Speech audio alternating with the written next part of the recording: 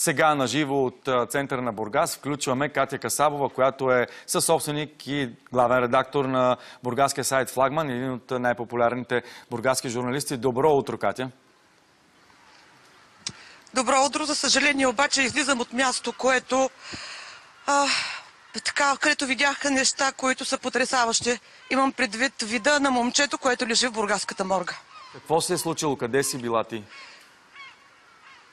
Излизам току-що оттам, за да се убедя дали това, което съобщихме късно с нощи в Флагман, е точно така. В моргата се намира 21-годишното момче, казвам момче, макар и доста едро, с тънката брадичка, за която първи съобщихме, и се казва действително Александър и от бургаският жилищен комплекс Изгрев. Той е бодигард на учител от около месец. Момчето е било само с тениска и само с шорти. Той е нямал бронежилетка, както е бил добре екипиран неговият шеф.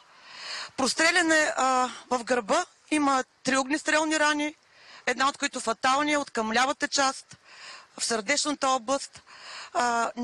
Във вида, в който е бил, той нямало е възможност да има документи за самоличност, така заради това и МВР си спестява неприятности да съобщи име преди да бъде разпознато тялото от близките. Но това действително е Сашо от ЖК Изгрев, който нямаше късмет, за разлика от другия. Да, слушам ви. Слушам